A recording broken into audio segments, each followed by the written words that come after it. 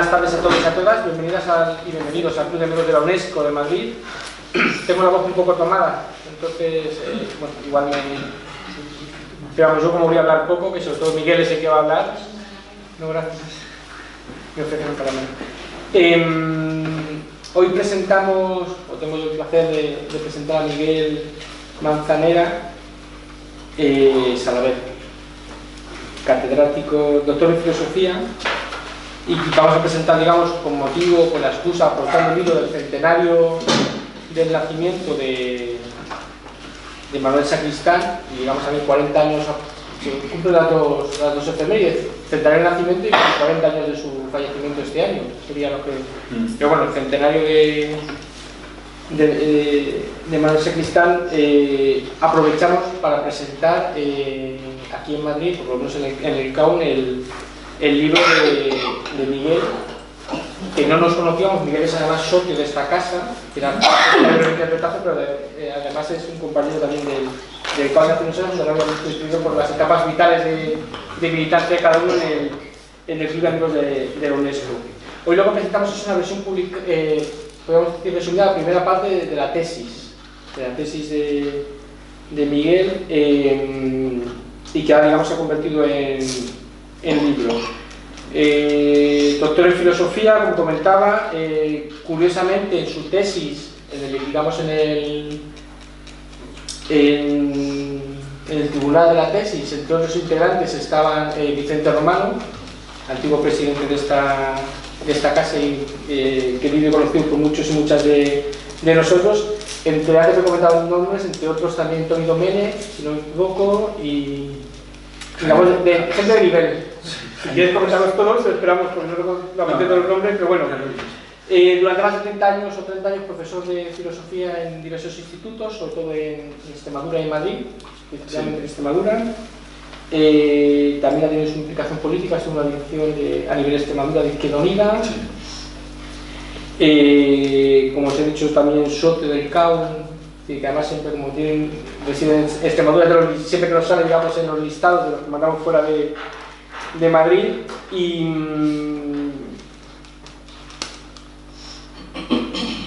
especialista también en filosofía medieval. Sí, musulmana. Sí, la filosofía musulmana de la Edad Media, que tuvo mucha importancia para la cultura de la península, ¿no? Peninsular, en aquella época. Autor de 2 novelas y una tercera en camino, por lo que ha comentado también, sobre ambiente y organismo extremeño. Sí, bueno, más o menos. Y habitual colaborador, y publica en Rebelión, En Mundo Obrero, El Caos en la Red. Nuestra bandera también comentabas que tenías algo, digamos, pendiente de que te llegara el último ejemplar de nuestra bandera para verlo publicado. Y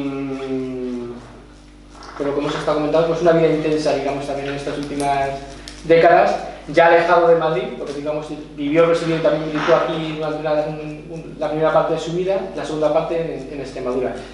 Entonces, a nivel nacional, de las personas que más ha trabajado y que mejor conoce la obra y la labor de Manuel Sacristán, y tampoco, simplemente 2 pequeñas referencias editoriales. Tenéis aquí, y está disponible quien quiera comprarlo, el libro que hoy, digamos, es decir, sobre el que va a basar la intervención Miguel, que es su tesis publicada, la primera parte, digamos, de la tesis. Lo podéis adquirir a la entrada, y también están disponibles nuestra pequeña contribución también, que en su momento se hizo de difundir la obra de Manuel Sacristán, el prólogo que escribió Anti-Turing, también se ha publicado, editado como cuadernillo del CAUN. Si alguien está interesado, pues también lo puede adquirir. Y como en otros actos que hacemos en el club, el formato pues es habrá una intervención presentación del ponente y luego un espacio de debate si queréis plantear cuestiones, o que entremos un poco en debate sobre lo que nos comente Miguel. Yo, digamos, más o menos cuando 30-40 minutos te lo comento, cuando lleguemos más o menos en ese tiempo, para que gestionate el tiempo que necesites, Miguel, y cuando quieras, bienvenido. Bueno, pues muchas gracias al CAUN por organizar este acto y por recibirme en su sede. Muy contento de estar con vosotros, como ya estuve hace muchos años antes de irme a Extremadura, porque bueno, yo hice aquí un curso de filosofía de la ciencia y tal con los antiguos compañeros. Todavía mantengo una amistad de simpatía y cariño con Manolo Menchén, Y bueno, pues eso, pues muchas gracias a vosotros pues, también por venir a perder aquí un rato de tiempo escuchando lo que os voy a contar, ¿no? Que es, bueno, Manuel Sacristán es uno de los intelectuales más importantes de nuestro país en el siglo XX. Lo que pasa es que es un intelectual marxista, un intelectual comunista, y esto ha hecho que su estrella, su brillo, haya intentado ser tapado por las negras tormentas que agitan los aires, ¿no? Que decían los anarquistas, o sea, por las circunstancias ideológicas y políticas de un país donde nunca se ha hecho una auténtica transición a la democracia.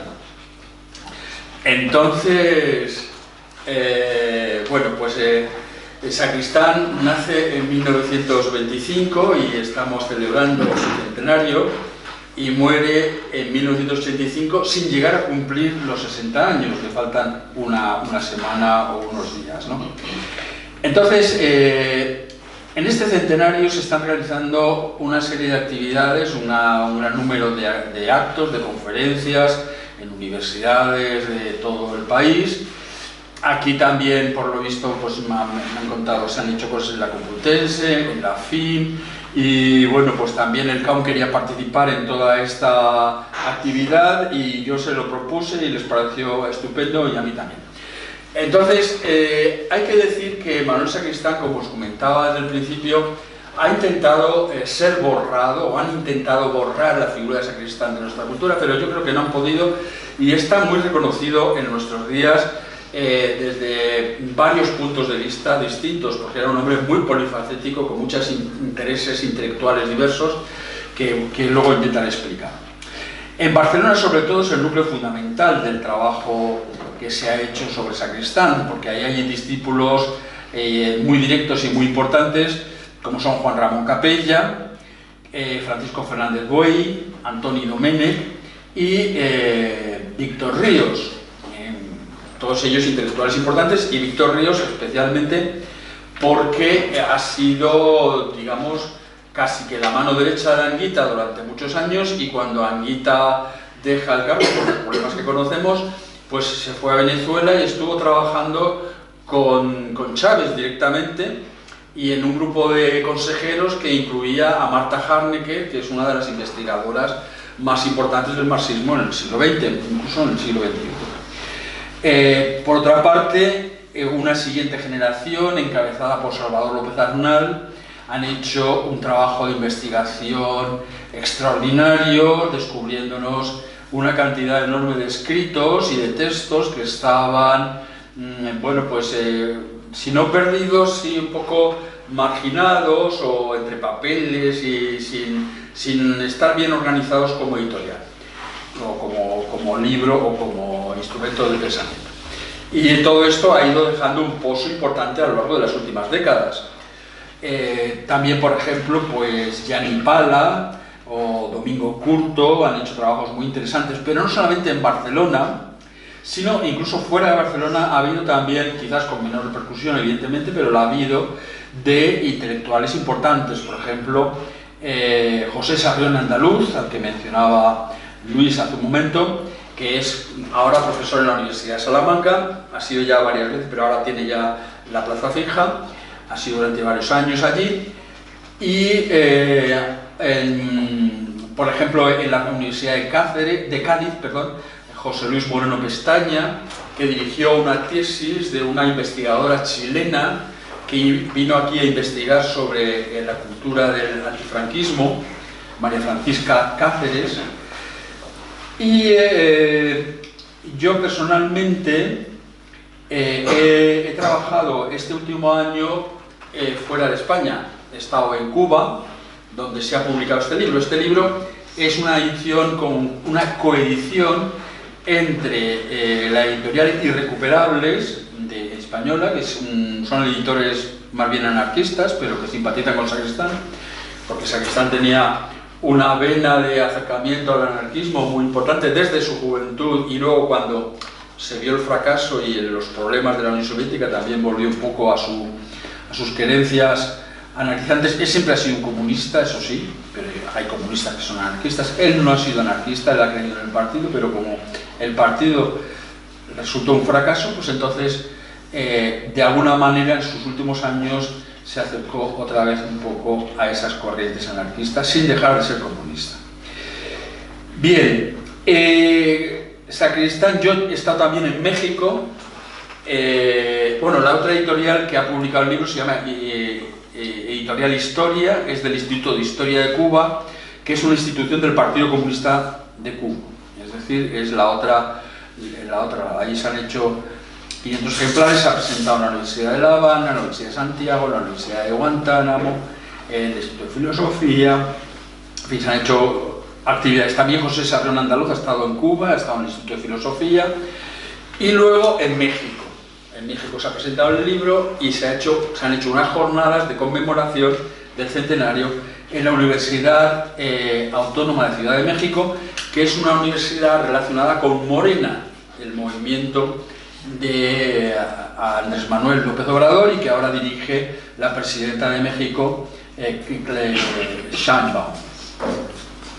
Bueno, a mí, entonces, yo voy a describir un poco la personalidad de Sacristán a partir de 4 rasgos que me parecen claros, que definen muy bien su forma de ser y de ser filósofo, ¿no?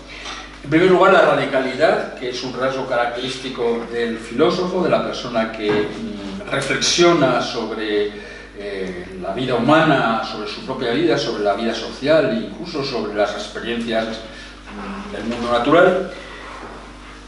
Su capacidad crítica, una persona con una tremenda actitud de crítica constructiva, no destructiva, sino constructiva, para intentar mejorar la realidad humana con todas sus deficiencias, con una gran capacidad de curiosidad, de intentar entender todos los procesos en los cuales está envuelta la personalidad humana, y que abarca un montón diferente de especialidades y de formas de enfocar la vida, y finalmente una flexibilidad que le lleva a modificar sus puntos de vista en función de las experiencias históricas que va viendo a lo largo de su vida, y adaptando su pensamiento político y ético a las circunstancias, a las coyunturas históricas que él va reconociendo como fundamentales. Esto hace que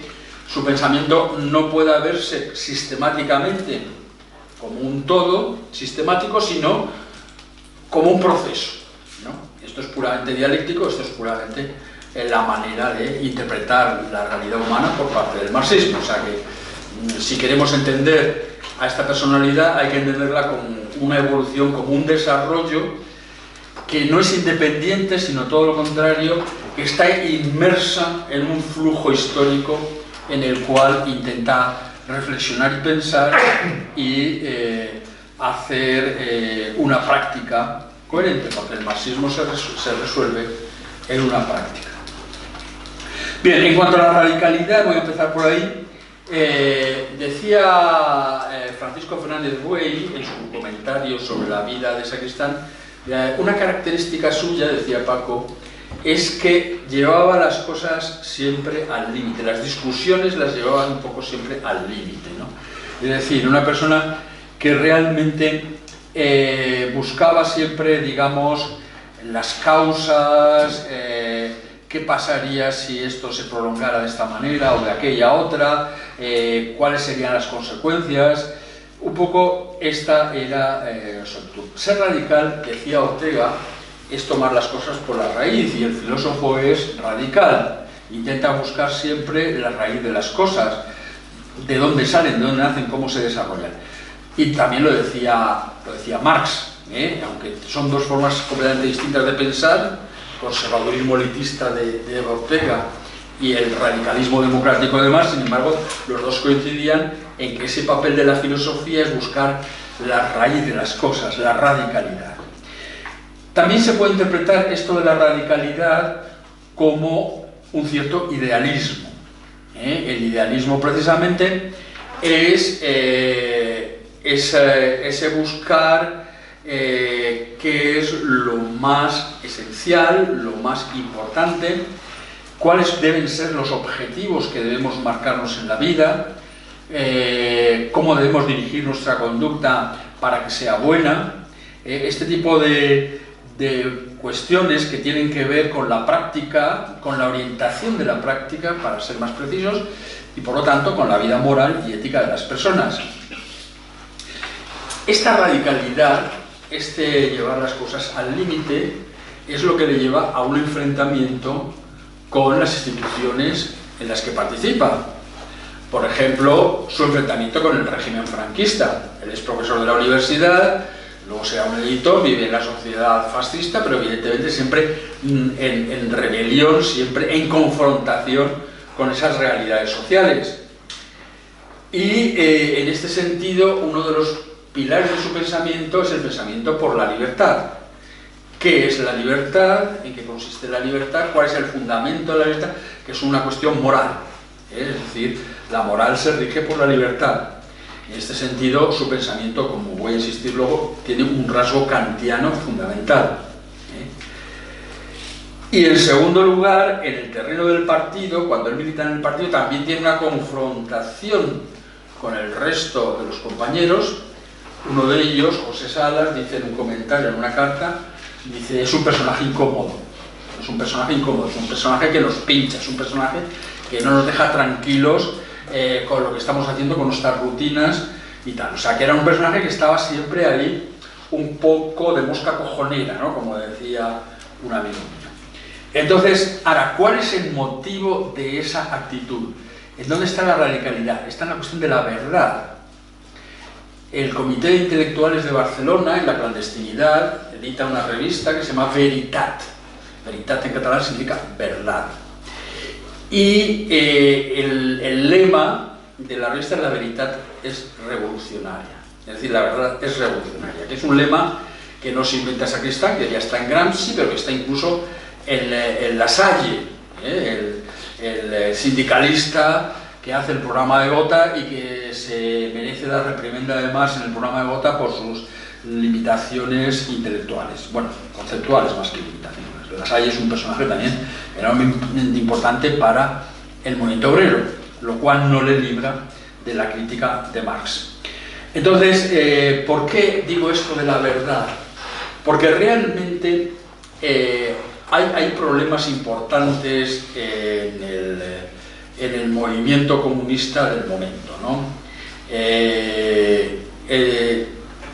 Todos conocemos ya a estas alturas de la historia y no dejamos de ser comunistas, por eso las falsificaciones que se hacen de la historia de la Unión Soviética, por ejemplo, por parte del stalinismo.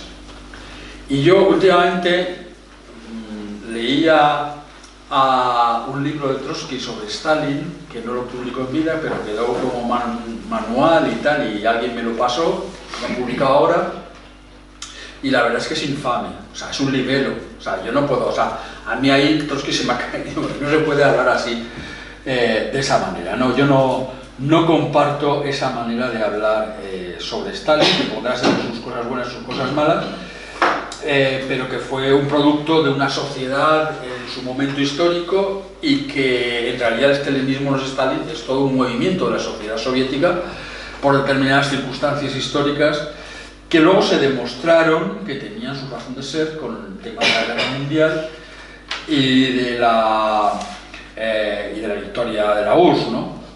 Aunque, como decía Sacristán, hablando de Lukács creía o pensaba que Stalin tuvo razón en el sentido histórico, pero los métodos que utilizaba fueron malos. Yo creo que esto es un poco la posición de Sacristán en sus primeros años de militar. Es decir, Sacristán empieza a militar en el partido en el año 1956, que es el año del 20 Congreso del PQS, donde Khrushchev hace el informe sobre los crímenes de Stalin y, bueno, ahí hay una relación. Pero, sin embargo, a pesar de que esto es así, que realmente es el año, por ejemplo, Togliatti Sacristán ha seguido mucho la política italiana. Sacristán se casó con una compañera italiana del Partido Comunista Italiano de Nápoles, Giulia Dinolfi, que vino a España para compartir la vida con él en la lucha contra el fascismo. Entonces, aparte de que él ya tenía interés por la política italiana, pero ella influyó mucho en su pensamiento, y entonces siguió a Gramsci, siguió a Togliatti y a los grandes, a Berlinguer, por ejemplo, sobre todos ellos ha estudiado su obra. Entonces, Togliatti en ese momento, lo digo porque me parece importante para entender por qué Sacristán se hace comunista, saluda el 20 Congreso del PQS como la oportunidad para volver a la democracia leninista, como para revertir todas las manipulaciones burocráticas, todos los funcionamientos burocráticos rutinarios que habían entorpecido el desarrollo del socialismo y volver a una democracia obrera auténtica que se había perdido en las circunstancias históricas que se dieron en la Unión Soviética. Yo creo que esta es la línea o la idea que va a inspirar a Sacristán en esos años, ¿no? Por lo tanto, en esos años Sacristán es un stalinista, en el sentido de que Stalin tiene razón desde el punto de vista histórico, pero sin embargo los procedimientos son malos, hay que renovarlos, ¿no? Esta es la idea que va a inspirar la militancia de Sacristán en sus primeros años. Sin embargo, va a tener unos choques muy fuertes, porque las maneras en que del dirigismo que se van a producir son manipuladoras, autoritarias, y en algún momento Sacristán va a llegar a decir que son incluso policíacas. Y esto se va a producir fundamentalmente en el año 64. En el año 64, ¿qué pasa? Que es la escisión chino-soviética. La escisión chino-soviética, los chinos no tienen razón, pero desgraciadamente los soviéticos tampoco. La forma que tienen de tratar el problema los soviéticos no ha sido adecuada y ha provocado finalmente la ruptura de los chinos. Y esto genera una debacle en el movimiento comunista internacional, desde el punto de vista de que Togliatti en el año 74 escribe un texto que se llama el Memorial de Yalta, donde dice: si se produce la ruptura chino-soviética, la situación va a volverse muy difícil, porque ya se venía arrastrando una situación muy complicada desde años anteriores. La violencia del imperialismo, la agresividad de la Guerra Fría, y sobre todo el hecho de que la clase obrera quizás empiece a perder fuerza por el tema del estado del bienestar y una mejora de las condiciones de vida conseguida precisamente porque el Partido Comunista en Occidente, los partidos comunistas han conseguido una fuerte cuota de poder y consiguen condicionar las políticas económicas. Bien, entonces en el año 64 Togliatti dice: lo que habíamos propuesto en el 56 es el año de la muerte, o sea, la Memorial de Yalta se llama el testamento de Togliatti, pues el año que se muere en Yalta Togliatti, dice: no hemos conseguido lo que queríamos hacer. La democratización del movimiento comunista no se ha conseguido. Y este es el momento en el que Sacristán va a cambiar su forma de escribir y su forma de hacer marxismo, y comienza una crítica muy radical, bueno, muy radical, depende de cómo se entienda, ¿no? Radical desde el punto de vista de la ortodoxia soviética dogmática, pero para nada radical desde el punto de vista de que siquiera, al contrario, sigue siendo un comunista convencido durante toda su vida. Entonces,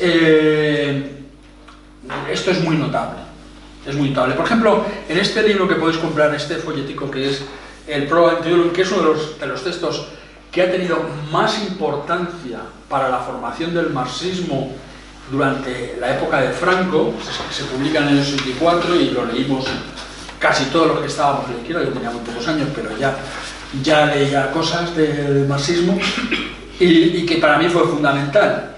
Fue más fundamental incluso que el Antidurum. Yo se lo comentaba a Luis hace un rato. Yo recuerdo perfectamente, estaba hablando con mi amigo Rafa, un amigo íntimo, que estábamos los dos evolucionando en el marxismo, y le digo: me da a leer el Antidurum, leo el Antiprólogo, me ha gustado más el prólogo que el Antidurum. Es un texto muy interesante. Pero aquí Sacristán utiliza un término, un concepto que es la concepción del mundo. Pues bien, a partir del año 67 empezamos a ver cómo Sacristán empieza a cargar en contra de la concepción del mundo. No es suficiente tener una concepción del mundo materialista y dialéctica para hacer una política correcta.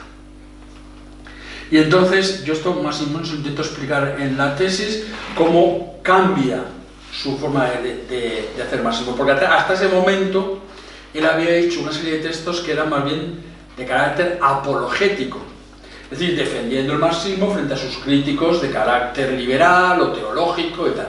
Pero a partir de ese momento hace un marxismo crítico.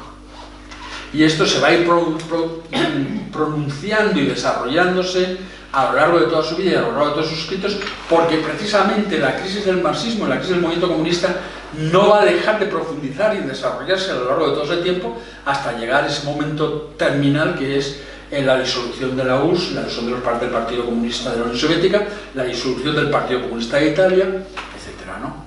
Entonces, todo ese proceso lo va a acompañar Sacristán, intentando conceptualizarlo, intentando pensarlo de manera crítica, de ver cuáles son sus causas y darle una explicación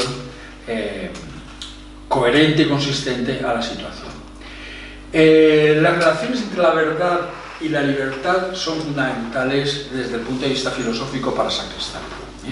Verdad y libertad ya, incluso antes de ser marxista, lo había planteado, porque él, en la época de juventud, lee en profundidad el existencialismo y además trabaja también y estudia el positivismo, que son las dos corrientes principales junto con el marxismo de la época de la posguerra. Y el existencialismo, su principal preocupación es la libertad. Y el positivismo, su principal preocupación es la verdad científica, construir un lenguaje científico que nos descubra la verdad de los hechos. Entonces, él de alguna manera cabalga entre ambas corrientes. Y él hace la reseña de un libro de un filósofo poco conocido, Jean Wahl, y yo creo que esa reseña es muy importante porque en ella dice que Jean Wahl lo que se propone es establecer una relación entre existencialismo y positivismo. Entonces, de alguna manera, el programa filosófico que hay que completar es completar el positivismo, que es científico, con un existencialismo que rechaza la ciencia, y completar el positivismo con el existencialismo, que nos habla de la moral y de la libertad, mientras que el positivismo deja de eso a las singularidades de cada cual y a las particularidades de cada persona o de cada corriente ideológica. No, lo que hay que hacer es una moral universal que complete una existencia moral del ser humano basada en la libertad, como explica el existencialismo. Porque lo que resulta de esa reflexión de Sacristán entre esas dos corrientes, la confusión y la síntesis, es el marxismo sacristaniano. Él se convierte o se hace marxista y comunista en Münster, y va a estudiar Münster, que es una ciudad alemana, en el norte de Alemania, cerca ya de Holanda. Va a estudiar allí con un teólogo, con Heinrich Scholz. Esto es muy significativo también. ¿Por qué? Bueno, él tiene una fuerte formación germanófila. Su tesis doctoral es sobre Heidegger, por ejemplo, ¿no? También, dentro del neopositivismo, él sigue a Carnap, sigue a la Escuela de Viena. Por otro lado, tiene también pues una inclinación, una formación filosófica basada en Ortega y Gasset. Y Ortega y Gasset es un filósofo donde todavía hay una fuerte influencia de la tradición filosófica clásica, del medievo, del clasicismo platónico y aristotélico, y sobre todo del neocantismo.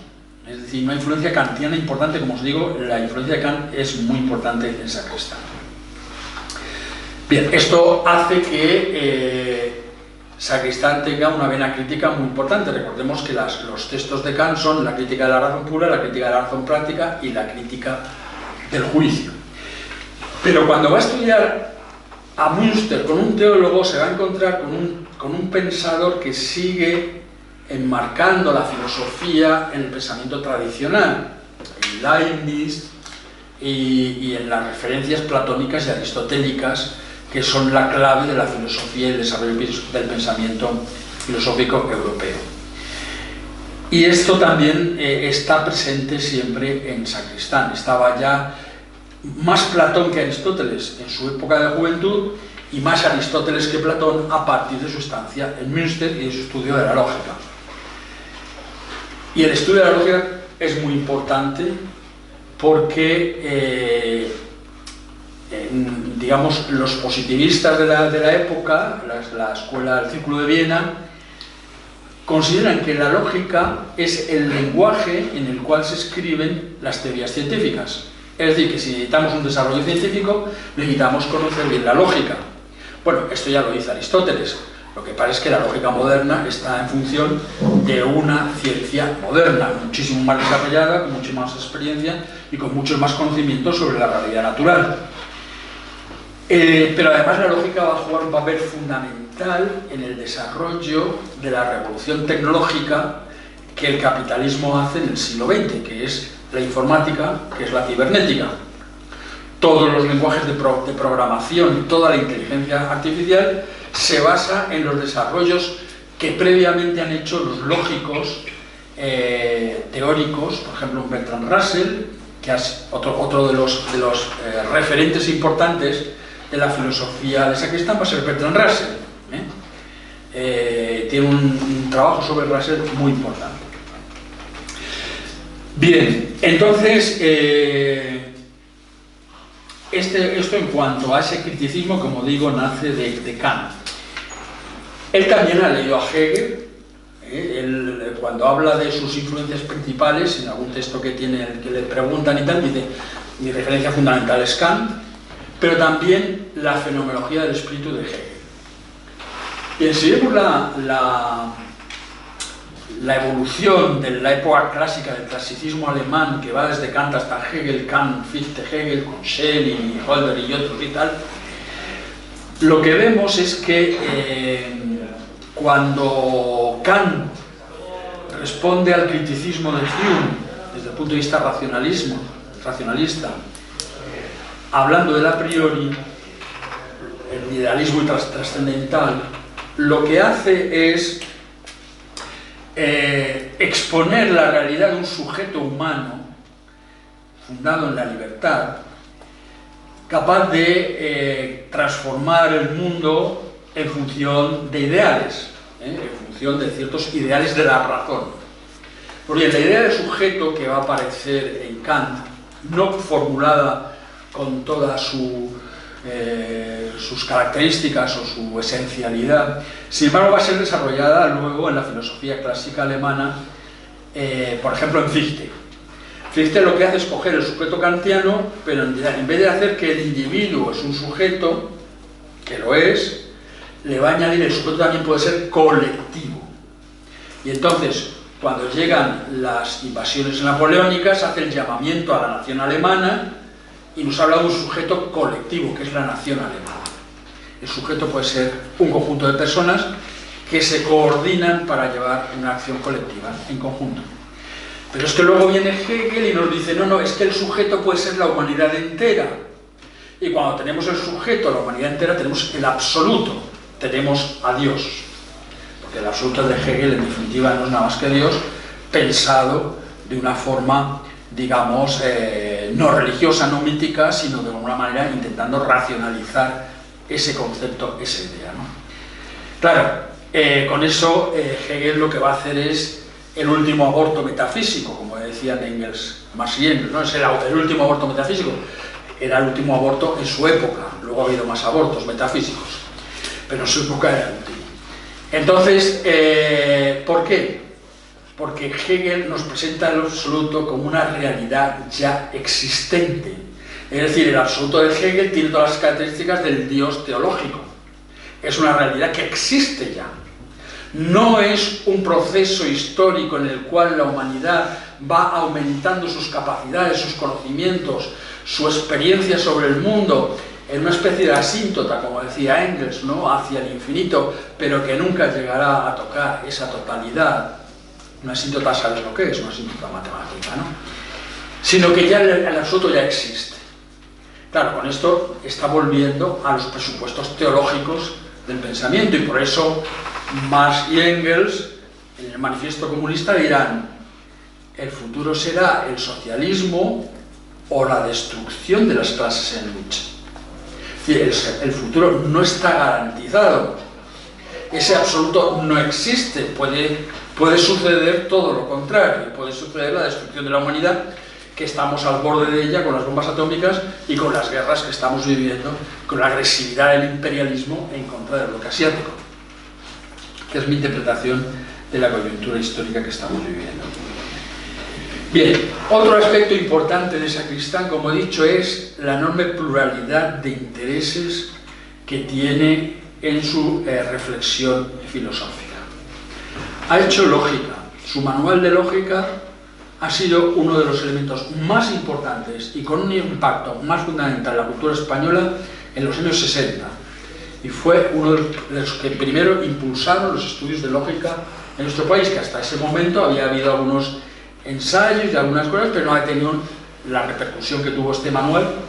Claro, es el momento ya en el cual la lógica formal se ha desarrollado, las ciencias están tomando esa forma de logicista, ¿no? Y por otra parte está ya la computación desarrollándose, las máquinas cibernéticas y todo el tema de la inteligencia artificial, bueno, los primeros conatos, etc. Con lo cual aquí ya no hay más remedio que reconocer que eso es importante, ¿no? Y luego el otro ha hecho metafísica, por ejemplo, la crítica de Heidegger, ¿no? La crítica de su tesis doctoral, que es una crítica de la filosofía de Heidegger. Ha hecho estética o crítica del arte, ha publicado textos extraordinariamente interesantes sobre Goethe y Heine y otros autores del teatro americano, por ejemplo, en su juventud, y sobre poesía, etc. Ha hecho estética, ética, moral, por supuesto, y sobre todo ha hecho marxismo, ha hecho materialismo dialéctico o simplemente materialismo histórico, o simplemente materialismo leninista. La línea política de Sacristán es un leninismo gramsciano, es decir, es Lenin, pero como os he dicho, la influencia italiana es muy fuerte y entonces recoge toda la idea de Gramsci, sobre todo en la cuestión de la filosofía de la práctica. La filosofía de la práctica es una reflexión sobre la cultura, que hace la crítica de la cultura, que hace la crítica del sentido común de una sociedad, para transformar ese sentido común en el cual nosotros nos entendemos y somos capaces de vivir y de convivir, transformarlo en lo que Gramsci llama el buen sentido. El buen sentido es un sentido común depurado de sus incoherencias, de sus inconsistencias, de sus contradicciones, para tener una visión, una noción clara del mundo en el que se vive. Y esto nos explica también cómo esa filosofía de la práctica casa con ese interés polifacético de Sacristán, porque en definitiva son todos los aspectos de la cultura los que le interesan, y por lo tanto su filosofía es una crítica de ese sentido común que se manifiesta de muchas maneras diferentes. También desde el punto de vista de la práctica es el concepto fundamental del marxismo, es al que nos referimos cuando tenemos que resolver los problemas del conocimiento. Y eso son las tesis sobre Feuerbach de Marx, ¿no? Las 11 tesis sobre Feuerbach se sintetizan en decir, una práctica es el fulcro, el núcleo, ¿no?, del pensamiento y de la existencia humana, ¿no? La práctica es una práctica colectiva de transformación de la realidad a través del trabajo, a través de la relación con la naturaleza, a través de las relaciones sociales. Entonces, la idea de la filosofía de la práctica es que nosotros debemos tener las ideas precisas para que nuestra práctica sea más consistente con el mundo en el que estamos viviendo. Bien, en la filosofía de la práctica además hay el intento o el interés de volver a reconstruir la unidad entre la ética y la política. Cuando Gramsci habla de la dictadura del proletariado, habla del Estado obrero, él lo piensa como Estado ético. Estado ético. Es decir, la necesidad de superar y alcanzar un nuevo estadio de las relaciones sociales donde se consigue una mayor moralidad, ¿no? una mejor relación entre las personas, mejorando la conducta y el comportamiento. El estado ético de Gramsci busca volver a conjugar la ética y la política.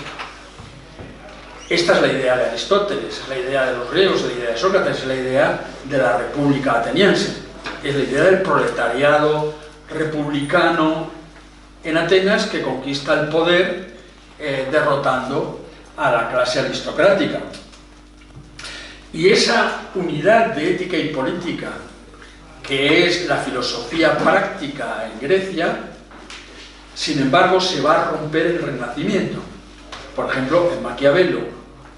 En Maquiavelo la política es la técnica de conquistar y conservar el poder, cualesquiera que sean los medios que sirvan para ello. Pero también en Hobbes, el estado autoritario de Hobbes es precisamente aquel estado donde la clase dominante puede emplear todos los medios porque lo importante es la unidad del Estado. Entonces, ¿cómo recuperar la unidad de la ética y la política que se rompen en el Renacimiento con el desarrollo de la burguesía? Porque el Renacimiento es el momento en el que la burguesía empieza a ser la clase que da la guerra, ¿no? Y que empieza primero apoyándose en el proletariado y luego ya explotando el proletariado, la que va a conquistar el poder, ¿no?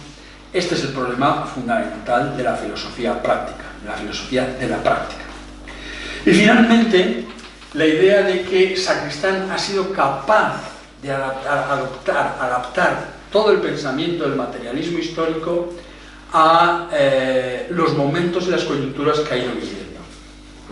Entonces, primero es la victoria de la Unión Soviética en la Guerra Mundial y las consecuencias posteriores le llevan a militar en un partido comunista que todavía tiene características estalinistas, bajo la idea de que se va a poder recuperar la democracia obrera, como he dicho.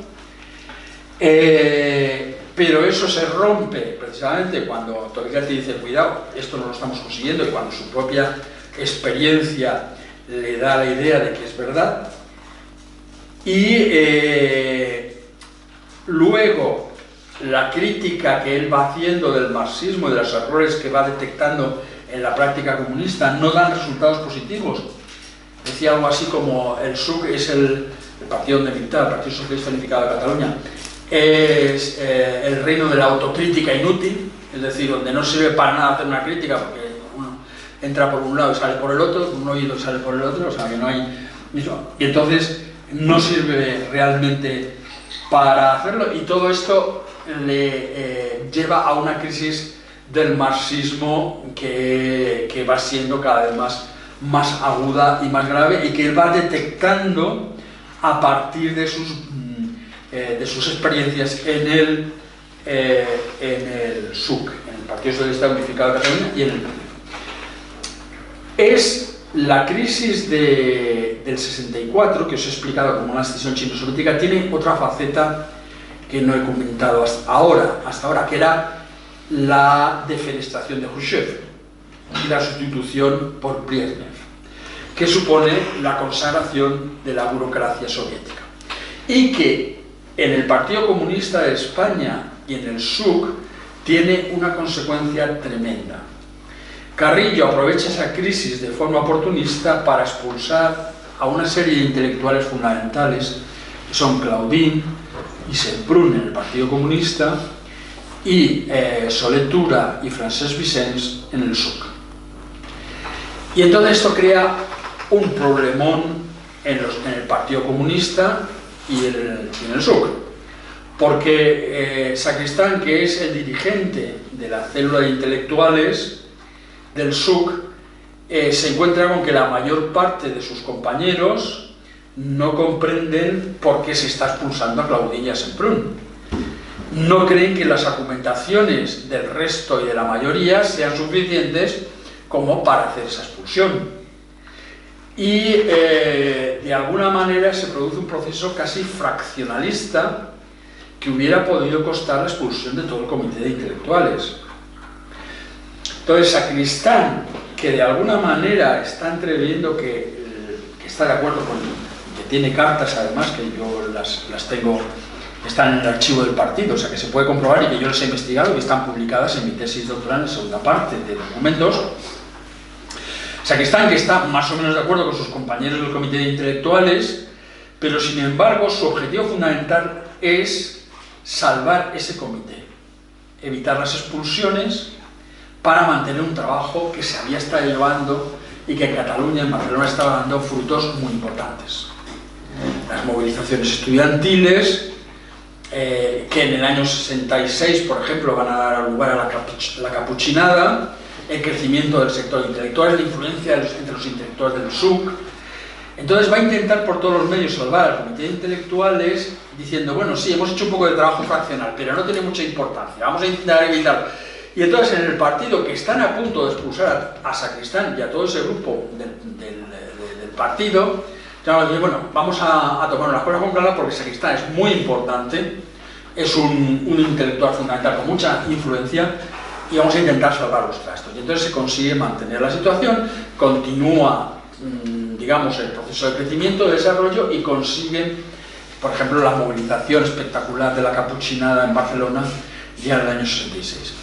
Hay que subrayar que las diferencias entre Barcelona y Madrid en el terreno de la movilización siempre han sido muy grandes, porque en Madrid el control que el Estado ejerce sobre el movimiento social es mucho más intenso.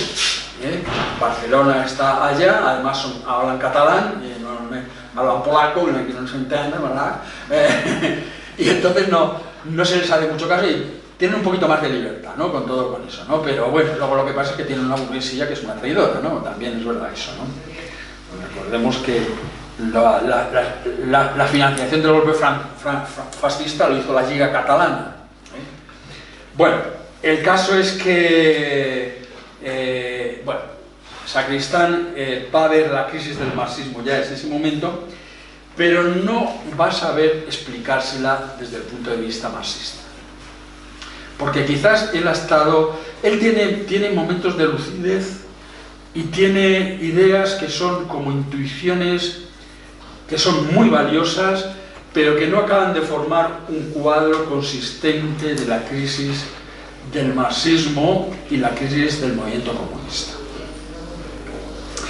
Yo creo que es demasiado pronto quizás en aquellos años para hacerlo, el fracaso de la Unión Soviética es ya evidente. Y bueno, pues entonces además él tiene un problema que se nota en sus textos con la cuestión de los modos de producción. Es decir, él sigue pensando los modos de producción en los términos clásicos de Marx, del modo feudalista, del modo esclavista y toda esta historia de que los chinos son atrasados, cosas que hoy en día ya no nos podemos creer. O sea, uno de los errores fundamentales de la teoría marxista es la teoría de los modos de producción, tal y como se formula, por ejemplo, en el prólogo a la crítica de la filosofía del derecho de Hegel, ¿no? Los modos de producción son esclavismo, feudalismo, capitalismo, patatín y patatán. No. Hay investigaciones muy importantes. Yo considero que la investigación de Samir Amin, el marxista egipcio, es fundamental. Y él muestra cómo el modo de producción asiático ha sido el modo de producción más importante en la historia de la humanidad para desarrollar las fuerzas productivas. Es decir, Europa ha sido una zona marginal durante la mayor parte de la historia de la humanidad, hasta que llega el capitalismo y el imperialismo y se constituye como el polo de desarrollo fundamental, con todo lo que tiene de bueno y todo lo que tiene de malo. Los genocidios, la explotación colonial, la destrucción de poblaciones, etc. con todo lo bueno, el desarrollo científico, el desarrollo tecnológico, etc. Bien, entonces, este es uno de los problemas que yo veo en Sacristán, cuando habla, por ejemplo, de los modos de producción. Hay que entenderlo, que es una época, pero también hay que ver cómo sus intuiciones acerca de la burocracia son muy importantes y además se enraizan con un tema leninista. O sea, yo recomiendo sobre el tema de la burocracia un texto que ha escrito una investigación que ha hecho un profesor de la Universidad de La Habana. Está publicada en internet, se puede acceder fácilmente en el Nodo 50. Y él estudia la burocracia en Lenin, el concepto de burocracia en Lenin y en Gramsci. Y cuando estudia lo de Lenin es tremendo. Lenin hace una crítica a la burocracia en la socialdemocracia, como una ideología, la ideología de la socialdemocracia y la ideología de los burócratas del movimiento obrero. Y cuando llega la revolución, él piensa que la revolución va a ser capaz de superar ese problema.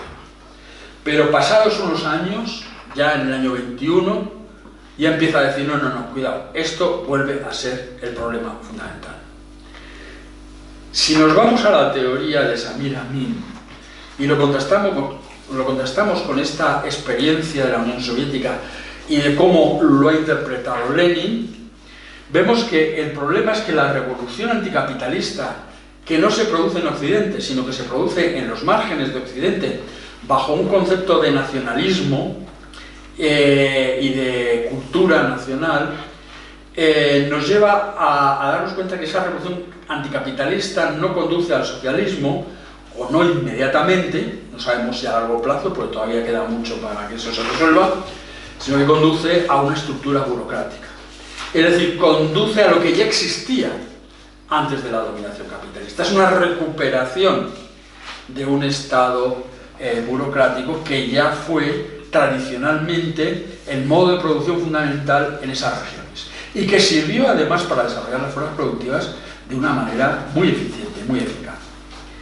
Entonces, Samir Amin, que nos habla de un Estado mítico del Estado burocrático, de un Estado metafísico del Estado burocrático, ahora habría entrado en un Estado científico gracias al materialismo dialéctico, ¿no? A la recepción y al estudio y al desarrollo del materialismo dialéctico. Hace muchos años yo escribí un poema, se llamaba Globalización y Resistencia, y en uno de los versos decía la burocracia celeste, es decir, la burocracia de los emperadores chinos, por fin encarnada en la República Popular China por obra y gracia del materialismo dialéctico. Es decir, de alguna manera estaba intentando transmitir en un verso estas ideas de Samir Amin, ¿no?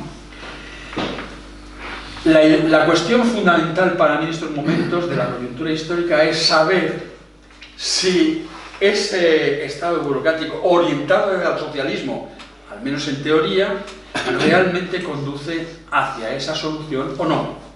Yo estoy muy en la línea de Centella cuando trabaja sobre la República Popular China y la ruta de la seda y tal. Creo que es la línea de trabajo importante, pero haciéndolo de una manera crítica y no de una manera puramente, digamos, seguidista, ¿no? Y para esto también hay un texto fundamental de Sacristán, que es la universidad y la división del trabajo.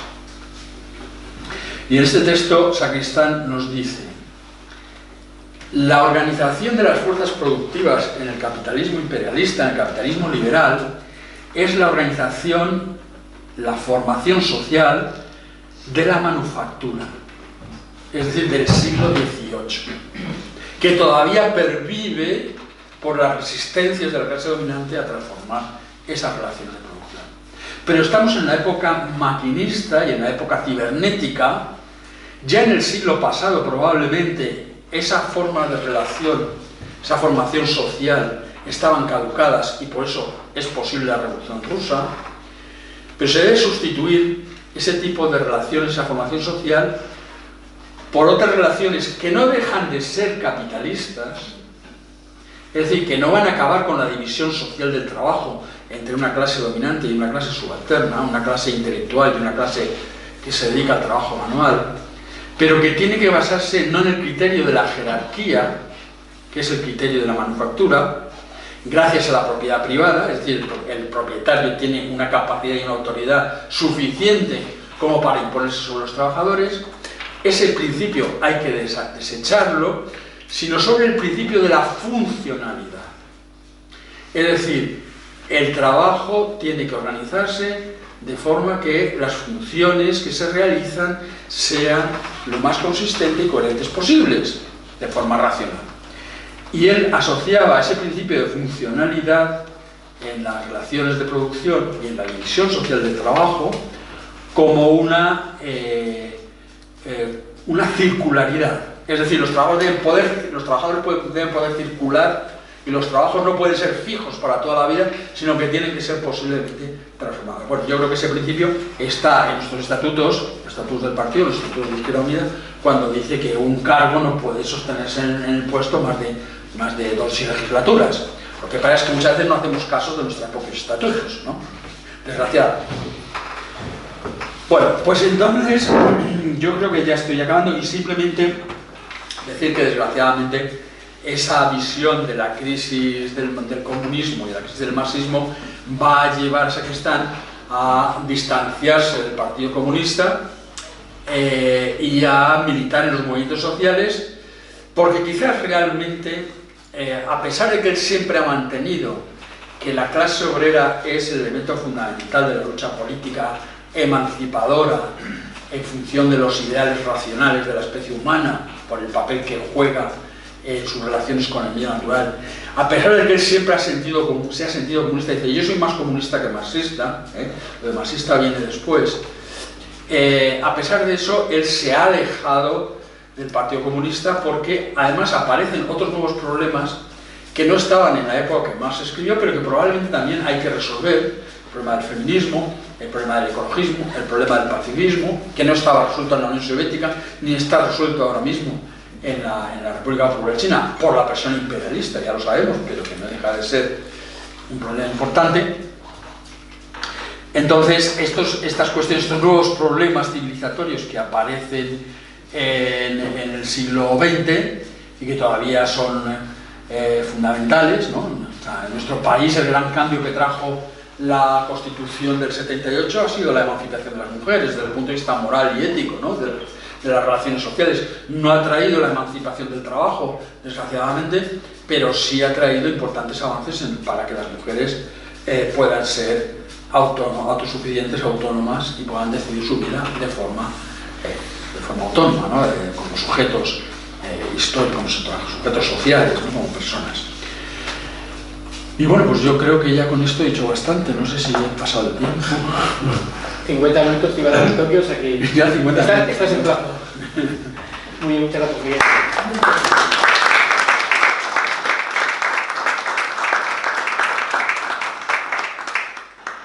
Si queréis ahora, como es habitual, pues abrimos una ronda de preguntas o de cuestiones que quieras plantear en torno a la intervención de Miguel. Luego si quieres hacer primero hacemos un poco de... pues no lo sé, si alguien quiere... Pues Paco, que te veo que no eres tímido. No, una cosa muy breve. Conocer tu opinión, Miguel, sobre cuál es la situación sobre el marxismo en España en este momento en cuanto a personas que trabajan en esa dirección, etcétera, que me imagino que no es muy optimista, ¿no? Bueno, yo creo que sí que hay grupos de intelectuales importantes en nuestro país que son marxistas, por ejemplo la Escuela de Sacristán, los que he citado al principio. Creo que hay un trabajo interesante, en la FIN también se hace trabajo, en Extremadura, por ejemplo, hay un par de historiadores que han hecho un trabajo muy interesante, como son Juan Andrade, que ahora está en la Universidad de Madrid, y José Hinojosa, sobre la historia del Partido Comunista. Pero desgraciadamente no es un marxismo que esté en los militantes, que esté en el partido, ¿no? Es decir, el problema es que parece que hemos copiado un poco a esa academia europea y anglosajona donde hay marxistas brillantes, pero totalmente desligados del movimiento popular, ¿no? Yo no sé, pues creo que todos conocemos a magníficos pensadores marxistas, teóricos marxistas en Inglaterra, en Estados Unidos, en los países nórdicos, el marxismo analítico. Por cierto, que lo de Sacristán tiene un poquito de marxismo analítico y tal, pero no hay ningún movimiento social que esté enraizado en esa teoría, ¿no? Que continúe y que desarrolle. Y entonces eso es un marxismo pues muy poco marxista, en definitiva, ¿no? Quiero decir, no es un marxismo relacionado con un movimiento comunista fuerte, ¿no? Eso parece que está pasando un poco también aquí. A mí es la impresión que me da. Yo recuerdo un debate en la... Yo estaba en la dirección de Extremadura en la época de Pedro Escobar y Alejandro Nogales. Alejandro Nogales es un político interesante, con muchas cosas buenas, pero yo le decía a Alejandro, el problema es que tú no eres marxista. Y entonces se levantó un revuelo, ¡ahora lo que ha dicho, ahora! Y tal, ¿no? Pero yo estoy convencido de que ese era el problema. Es decir, era un marxista, pero en realidad era un socialdemócrata, era más un Lasalle o no sé, un bien pensante, ¿no? Diría, ¿no? ¿En qué sentido? Bueno, pues para él el progreso era ya una cosa indiscutible y todo iba a ir mejor, y cuando yo le decía que el análisis marxista de la situación nos habla de que el fascismo puede volver, pues no, ¿cómo va a ser eso verdad? Los jóvenes... O sea, entonces, claro, no es un marxismo, no es marxismo, y él era el líder y el pensador máximo del Partido Comunista de Extremadura y de Izquierda Unida, ¿no? Entonces, hay muchas dificultades para que realmente el marxismo llegue no ya a la militancia, sino incluso a los cuadros importantes de esto. Yo creo que la política de la Unión Soviética, en este sentido, ha sido muy negativa. Los manuales soviéticos, por ejemplo, ¿no? Esto no lo ha criticado Sacristán, pero es que tú puedes leer a Che Guevara criticando sus manuales también. O sea, eso no era marxismo, eso era un catecismo como el del padre Ripalda, puesto con palabras altisonantes. Entonces, bueno, Lucas, por ejemplo, dice el problema de Stalin. El grave problema de Stalin es que no solamente no ha desarrollado el marxismo, sino que lo ha hecho involucionar. Esto está muy presente en todo el panorama intelectual del Partido Comunista. Es decir, los intelectuales no son capaces de llegar no son escuchados por la dirección, son una especie de floreros, ¿no? Es el que, como el artista, ¿no? El compañero de viaje, vaya. Entonces, para mí hay un caso muy claro.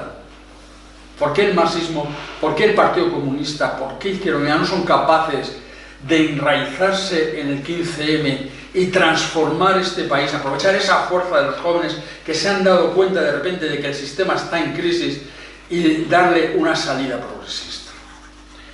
Primero, porque la organización no es marxista y porque los pocos marxistas que hay y que sí van a estar en el movimiento, como por ejemplo algunos dirigentes trotskistas, por ejemplo este que ha sido incluso diputado, ¿no? O incluso los propios dirigentes de Podemos, ¿no? Que parece, que yo tampoco creo que sean muy marxistas, o si son marxistas me parecen más bien oportunistas, ¿no? Pero porque no hay organización. O sea, hubo gente que fue para allá, que participó, que éramos marxistas o que estábamos allí, pero no había organización, porque el leninismo es intervenir organizadamente en colectivo para dirigir ese movimiento hacia los objetivos y hacia los fines progresistas. Y eso se disolvió. Y lo más grave es que cuando se disuelve un movimiento progresista y fracasa, viene la derecha e incluso la extrema derecha. Porque había que dar una solución a ese problema y no se le dio. Es verdad que en esas ilusiones de las masas que se rebelan en el 15M había mucho de que es que ya no vamos a poder vivir como nuestros padres. Es decir, el bienestar se estaba acabando y lo que esa gente quería era mantener el bienestar. Eso es verdad, pero hay que desengañarlos, hay que decir, no, mira, que esto no es posible, o sea, hay que hacer una práctica cultural y una práctica política, ¿no? Que no se hizo porque el partido estaba por uvas, o sea, los compañeros estaban diciendo, no, esos locos que vienen aquí, no. Estaban viendo pasar la revolución por delante de su casa como si fuera una procesión de hippies, ¿no? Entonces yo creo que hay problemas importantes. Para mí lo más importante ahora mismo es lo que está sucediendo en China y en general en el bloque asiático. También en la India hay estados gobernados por el Partido Comunista, en Vietnam y en Laos hay partidos comunistas gobernando. Yo he estado mucho en Cuba, he ido muchas veces a Cuba y desgraciadamente tengo que decir que también hay problemas muy importantes. Yo no sé si Cuba va a seguir lo de la Unión Soviética porque están muy gastados, están muy agotados de muchos años de lucha y de lucha antiimperialista con frutos muy escasos y con muchas dificultades. ¿Más preguntas? Julio. Bueno, yo creo que hay un problema con el tema de Sacristán, un problema muy gordo, y es que la recepción, digamos, de las ideas de Sacristán, claro, no tiene nada que ver en Barcelona con Madrid. Por ejemplo, en Madrid prácticamente, pues en la universidad hay poco más. Bueno, poco más no, en la universidad hay poco. Y yo creo que eso es una pena. Yo me declaro sacristanista, además, si no recuerdo mal, debió de venderme la moto el compañero, porque, por ejemplo, pues otro amigo y yo, que no teníamos ni un duro, claro, pues nos compramos el libro sobre lógica formal, ya de entrada, tenía aquí esa fotocopia, multicopiada del prólogo del Anti-Düring, etcétera, el tema de lo de la universidad, en la división del trabajo, la revolución en España, claro, el prólogo a la revolución en España de Marx y Engels y tal. Pero, y entonces me da la impresión de que me vino la cosa por este hombre, posiblemente, que también leía Lukács y estas cosas, era bastante raro. Pero quiero decir que me parece, por eso me dolió, por ejemplo, mucho, porque me declaro sacristanista y he seguido sobre todo después toda la producción de materiales y de mientras tanto, porque me parece que es clave en la teoría política de la izquierda, pero bueno, pues ahí está, ¿no? Y me dolió mucho el obituario que me figuro que lo verías en algún momento, que le dedicó Gregorio López Raimundo en Mundo Obrero inmediatamente después de fallecido. Aquello era un horror, porque era un nivel de sectarismo impropio además de aquel hombre, y sobre todo con un monstruo como era Sacristán, porque verdaderamente era un tío y es brillante, potente, diverso, en fin, tremendo. Pero, bueno, y he leído tu prólogo al libro sobre ecología y casi tu tesis. No he podido no puedo terminarla porque voy al revés. Son 1000 páginas. Bueno, ya por eso. Y me parece muy completa y muy seria, y evidentemente conociendo el país, ¿no? Y por eso te quería hacer una pregunta muy directa. Yo no conozco nada, no he leído, no soy un erudito ni un especialista en Sacristán como tú, evidentemente. No he leído nada en Sacristán, me parece una cosa sorprendente, sobre algo. Tenía una idea muy clara, además decía, bueno, la clase obrera de los países industriales es el sujeto revolucionario tal. Claro, en aquel momento los países industriales eran estos. En este momento los países industriales, los 2000 y pico millones de los 3000 millones de asalariados que hay, los 2000 y pico están allí, al otro lado. Sí. Y entonces habría que verlo como es natural, como él lo vería ahí. Y sin embargo, hay una época en este país que me ha tocado trabajar desde la muerte de Franco, la transición de la muerte de Franco al golpe de Tejero, por poner el ejemplo. Claro, en 5 millones metimos 600 millones, en 5 años, perdón, 600 millones de horas de huelga. Es decir, el peso de la clase obrera fue brutal. Aún así, no conseguimos tal, etcétera, etcétera. Yo creo que eso está claro. Pero es que yo no conozco ningún escrito de Sacristán hablando de algo que estaba pasando y me parece imposible un tío que capaz de mirar mucho más allá, al futuro, etcétera, algo que estaba pasando delante de él, no para que dijera, joder, qué bien, los trabajadores van a hacer la revolución tal, pues a lo mejor no, a lo mejor para decir, no tienen fuerza para tal, no hay fuelle político para ir más allá, etcétera, pero hombre, un movimiento huelguístico tan brutal como ese, a un militante de comisiones obreras.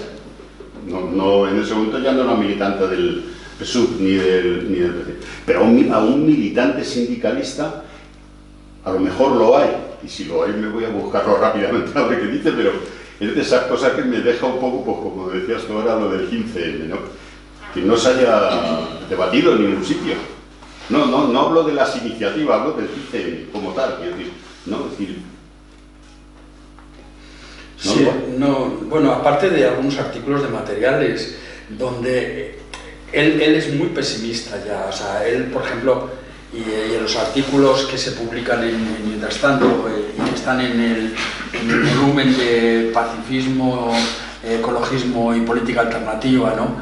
De que publica Capella, ahí hay algunas observaciones donde él pesimistamente no cree que eso vaya a ser posible, o sea, de una transformación revolucionaria del país. En primer lugar, hay que tener en cuenta que ya en ese momento el Partido Comunista ha aceptado la monarquía, la bandera, la Constitución del 78 y tal, pero es que además él subraya un aspecto fundamental, y es que el ejército está amenazando permanentemente con golpe de Estado y la gente no quiere meterse en ese lío. El 23F, que es el final de ese proceso de lucha, se hace precisamente para paralizar a la clase obrera con el terror. Hay un programa muy interesante, hay un documental muy interesante de la televisión francesa sobre la monarquía española, donde trabaja ese tema del 23F. Y también lo dijo Salvados,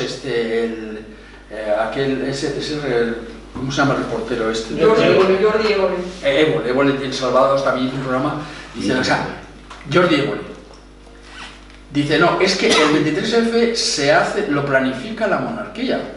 Yo estoy convencido de eso, pero estoy convencido de eso desde el momento en que se produjo. Lo planifica la monarquía porque tienen que acabar con una situación de inestabilidad tremenda. Recuerda que es el momento en el que dimite Suárez. Suárez ya no aguanta, ya no aguanta el carro del Estado, ¿no? Se le están yendo las riendas de las manos. Entonces va a entrar Cabo Rotelo, pero eso no le garantiza al Estado que se vaya a mantener el control de la situación.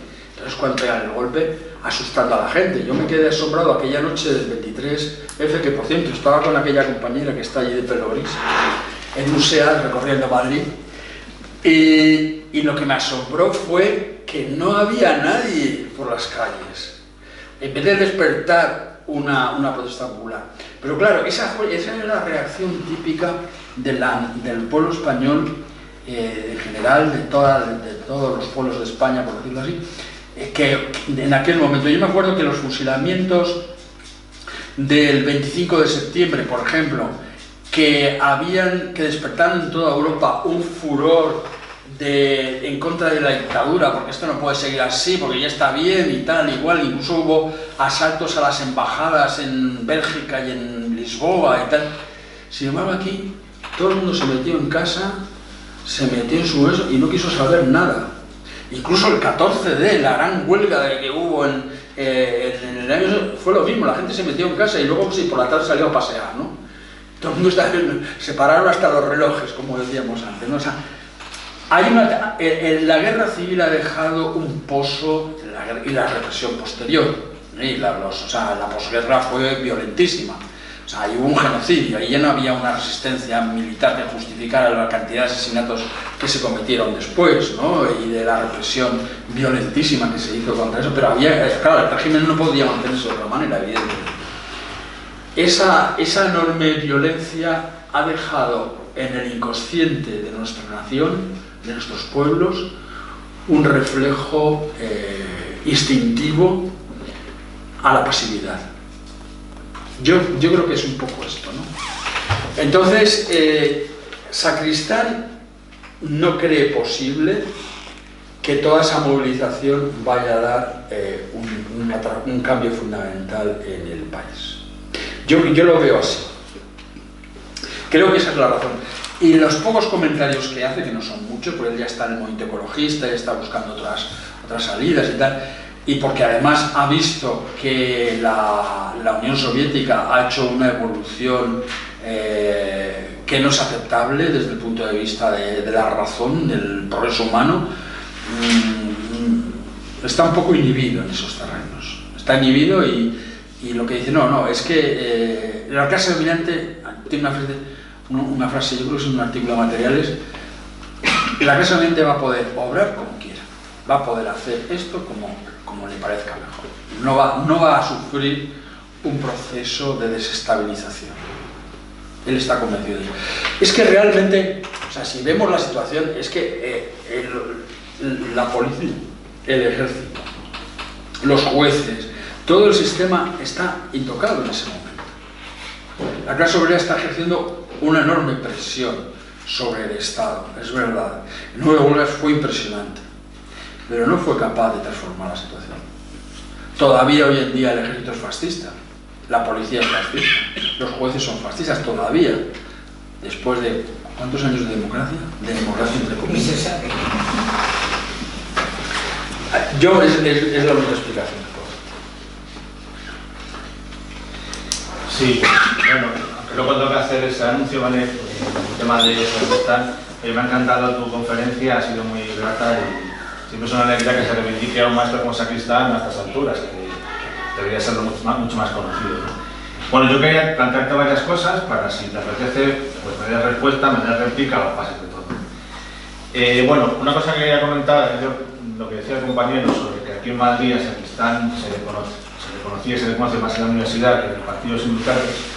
A modo de anécdota yo puedo contar, yo cuando me afilié al Partido Comunista, recuerdo una conversación a la última de los 90 en la sede central con un compañero veterano que era técnico superior de profesión. Y entonces yo recuerdo que yo le decía así muy cursi yo, ¿no? Decía, bueno, sí, yo es que me he afiliado, digo, por ejemplo de Anguita y ahora de Sacristán, porque me acaba de leer todos estos libros verdes de Icaria y todo esto, ¿no? Por ejemplo de Anguita y ahora de Manuel Sacristán. Entonces este compañero, con muy buena voluntad, me dice, no es Manuel Sacristán, es Pepe Sacristán.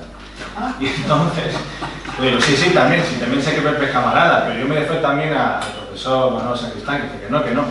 Y lo recuerdo muy bien, porque se me ha notado que en la misma estantería del despacho donde estábamos hablando, había números de mientras tanto con artículos de Sacristán. Y entonces cogí, yo me refiero a este. Pues el hombre de buena fe, mi hijo, por idea.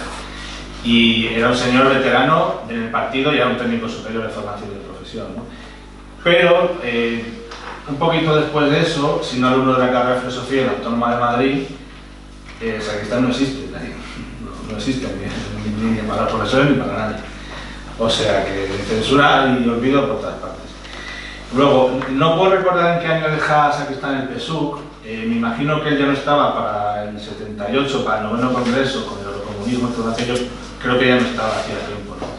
Pero sí quería saber, hasta donde tú conozcas, cómo vivió aquello. O sea, porque yo, con todo respeto, yo era un bebé, pero vamos, sin haber sido protagonista en absoluto, visto desde mi ignorancia, para mí es donde se inició el fin del comunismo español, o sea, en el 9º Congreso del 78, o sea, lo que no construyó Franco, destruyó el comunismo español, lo que siguió sin meter en el 78.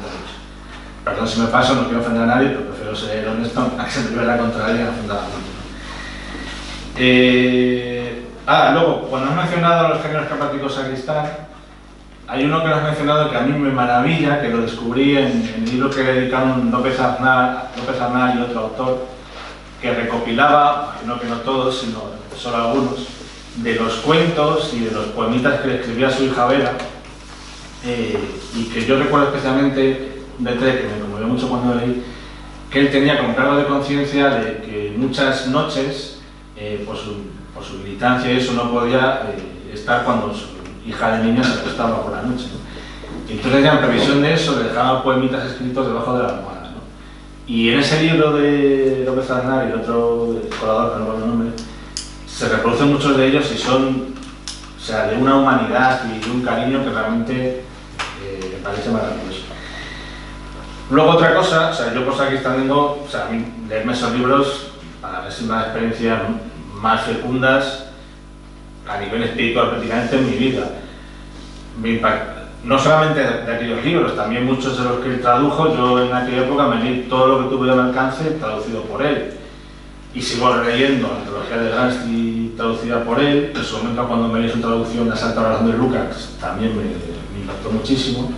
Y muchos otros libros que él hizo la traducción.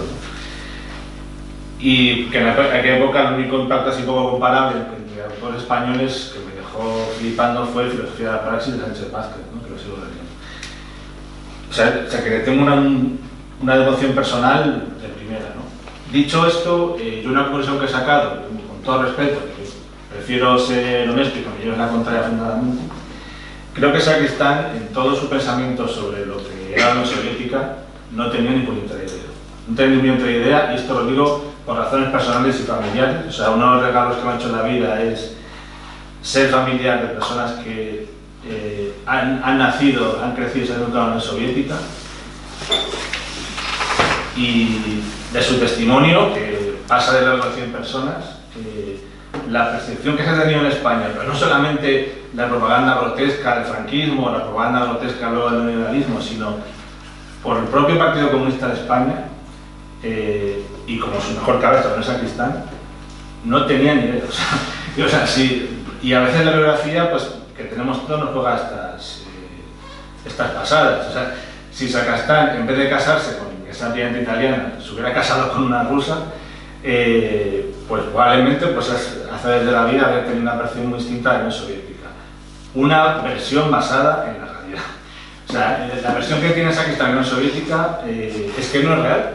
O sea, yo esto lo he contrastado con infinidad de personas nacidas, crecidas, educadas en la Unión Soviética, que no son comunistas, porque es una cosa muy interesante entre la población rusa que nació y vivió en la Unión Soviética, que ellos no se consideran comunistas, pero tienen, vamos, con una mayoría muy larga, o sea, una percepción absolutamente positiva de lo que fueron los soviéticos. Y lo siento si alguien se escandaliza. Y de Stalin. Yo es lo que puedo contar como un testimonio personal de muchos años de tratar con gente que ha vivido allí, ha nacido allí, ha crecido allí, ha luchado en la guerra mundial contra los alemanes. O sea, y una cosa que a mí me parecía estar viendo un documento hecho por la CIA son las actas del 9º Congreso del PC, en las que se recurren a los topicazos anticomunistas más made in Hollywood que uno pueda imaginarse. O sea, era leer eso y decir, madre mía, si esto va a salir del Departamento de Estado, pues muy poco falta. Digo, con todo respeto digo todo. Sí, sí, no, me parece perfecto. Y la última mención, que también es una cosa que yo tengo mucho cariño, es el interés de Sacristán por Jerónimo. En la última parte de su vida, el libro que sacó, que es una maravilla, y lo que ha salido en los últimos años, que son los materiales que utilizó para hacer ese libro, que también te haces una idea del rigor intelectual que tenía, de la autoexigencia que tenía, que es maravilloso. Entonces, pues eso es lo que quería decir con todo respeto y cariño, y reitero que es sincera y profunda admiración de Sacristán, sobre todo para mí como un ejemplo máximo de coherencia, ¿no? O sea, de jugárselo todo por aquello en lo que se cree, si esté acertado o si esté equivocado. Que en su generación lo que hemos visto, según ha pasado el tiempo, es que ha habido muchos que fueron compañeros suyos y han acabado siendo caricaturas de sí mismos, ¿no? Casi todos en el PSOE, o peor, ¿no? Pero en fin, y luego con tu permiso ya se anuncio de la venta de las casas payeses. Sí, de momento se han visto varios melones, luego la frutería entera, ¿no? Pero bueno, una intervención muy interesante, me ha encantado. A ver, voy a empezar por el final. Bueno, lo de Jerónimo, sí, es un libro muy interesante lo que dice. Yo lo relaciono con una transformación también de sus intereses intelectuales. Yo hablo de la libertad como uno de los objetivos fundamentales de la lucha política por la época del franquismo, ¿no? De la dictadura. Entonces, bueno, pues por ejemplo, pues el movimiento universitario está luchando por la libertad de expresión, la libertad de reunión, etc. Pero normalmente también, sí, bueno, sí, para hacer trabajo del diablo para que haya más pruebas, ¿no? O sea, también muchas veces, o sea, dicho esto por la ignorancia de que no vive todo aquello, pero yo creo que también con el movimiento de la universidad contra Franco, que tiene su mérito indudablemente, pero yo creo que también hay que valorar, para tener un cuadro objetivo, quién era universitario en la época de Franco. O sea, no sé si me estoy explicando. Sí, no, te explica perfectamente, pero en la época de Franco precisamente empieza, son los años 60, la masificación de la universidad. O sea, no es que todas las clases populares puedan acceder, pero sí que unos grandes contingentes de trabajadores empiezan a estar en la universidad. O sea, que y además eso es uno de los problemas importantes de la universidad en aquellos años. Pero no, lo que yo quería decir con el tema de Jerónimo es que en esto ya empieza a plantearse más que el tema de la libertad, el tema de la igualdad y como elemento fundamental del comunismo. Porque, bueno, precisamente una de las cosas que subraya en la vida de Jerónimo es que no conocen la propiedad privada y que, por lo tanto, su organización social, basada en parentesco, la estructura social, es comunista, ¿no? Entonces, ahí hay, digamos, el haberse dado cuenta de que la lucha por la libertad es el objetivo fundamental de los movimientos sociales del franquismo, pero que no son suficientes y que hay que ir a buscar nuevos objetivos o horizontes más amplios, por decirlo así, ¿no? También está relacionado quizás con esa reflexión que va a hacer al final de su vida acerca de que la ciencia y la técnica, que es la gran aportación occidental al desarrollo de la humanidad, no son tan buenas desde el punto de vista moral, son malos, ¿no? En aquel programa socialista de la ciencia, ¿no? Entonces ya empieza a hacer un análisis. Entonces ya, digamos que estos salvajes merecen un respeto que no se les da y que, por el contrario, generan una violencia en contra suya, pues como los propios trabajadores, ¿no? En definitiva. Con respecto a la ignorancia de la URSS, bueno, evidentemente él no conoce la URSS. Hay una cosa que a mí me ha llamado la atención, leyendo los nuevos documentos que van saliendo y que a mí no me merece demasiada confianza. Yo en algunos momentos, por ejemplo, la conferencia que tiene contra el estalinismo. Primero, Saguestán ha sido stalinista. Eso hay que tenerlo en cuenta. Lo que pasa es que va habiendo problemas y va haciendo la crítica del estalinismo. Pero la conferencia del estalinismo, en una intervención que hace alguien desde el público, dice, él contesta diciendo, es que ha habido 60 millones de muertos. Eso no se lo puede creer ni él. O sea, yo creo que ese dato no está bien tomado. Eso es una transcripción que se ha hecho de una conferencia. Yo tengo muchas dudas de que eso sea verdad. Bueno, eso sabes que el primer difamado fue Hitler, que en mi lucha dice que son 30 millones de muertos. Es el primero que... Es la mitad de lo que ya empiezan a subir. Lo veo y subo más. A mí me parece, o sea, ni siquiera añadiendo los muertos de la guerra mundial, que no son responsabilidad de Stalin, ni muchísimo menos, se puede llegar a las cifras. Y además, perdóname, bueno, el tema de Stalin es muy interesante porque nunca se amplía en foco y se ve que pasaba en el resto del mundo en la época de la Unión Soviética de Stalin, que subsistían los imperios coloniales. O sea, tenía que ser estupendo ser un hindú de la época o un congolés. O sea, existían todavía todos los imperios coloniales, que no creo que las potencias coloniales en aquellas épocas repartieran cada menos a sus... Bueno, además, si vemos la historia del capitalismo, tenemos genocidios constantemente. El genocidio de América, por ejemplo, en América del Norte con el exterminio de todas las poblaciones indígenas, o el genocidio de la esclavitud. La esclavitud es un genocidio también, con todas las letras. O sea, hubo millones de muertos. De los esclavos que los metían en los bodegones de los barcos, la mitad o el 80%, dicen algunos, morían en el trayecto. Y otros genocidios. Aquí en la península ibérica tenemos dos genocidios. El que se hace contra Al-Ándalus por parte de los conquistadores con los reyes católicos y su continuación de la Inquisición, y el genocidio de la Guerra Civil. O sea que realmente, sí, yo creo que en todo caso ahí hay una manipulación informativa que yo no me creo que Sacristán lo haya tomado. O sea, no entiendo muy bien esa publicación. Yo personalmente, además, se lo comenté a Salvador. O sea, yo esto lo siento, pero no. Y él dije, bueno, tienes un buen criterio. Él me ha respondido, es un buen criterio.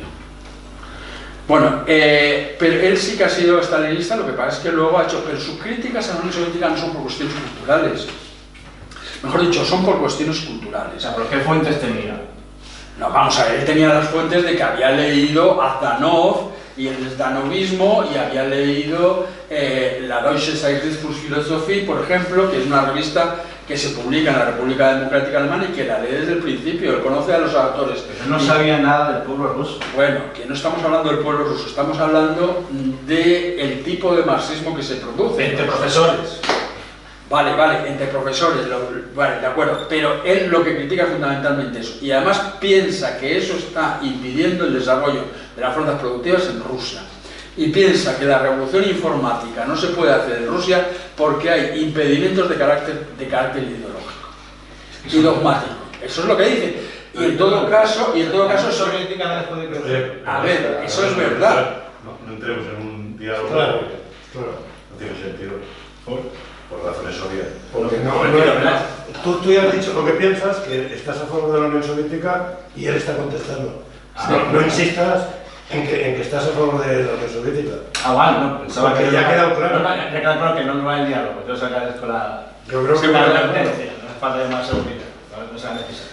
O sea, lo que critica Sacristán, además hay otra cuestión importante, y esto es un error grave de la Unión Soviética. No estamos hablando del pueblo ruso, de la revolución soviética, que fue importantísima, de sus resultados y tal. La cuestión fundamental es que en la Unión Soviética se ha establecido un marxismo de carácter dogmático y esquemático que supone que la nacionalización de las fuerzas productivas, o sea, la eliminación de la eliminación negativa de la propiedad privada, así es como lo llama Sacristán siguiendo a Agnes Heller, ya es suficiente para producir la negación positiva, que es la real distribución de los recursos de forma democrática.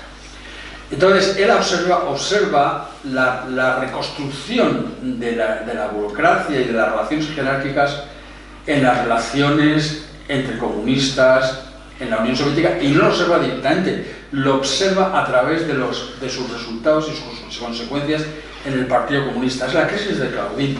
El Partido Comunista de España. De España, efectivamente. Pero él piensa que eso está reflejando lo que está sucediendo en la Unión Soviética.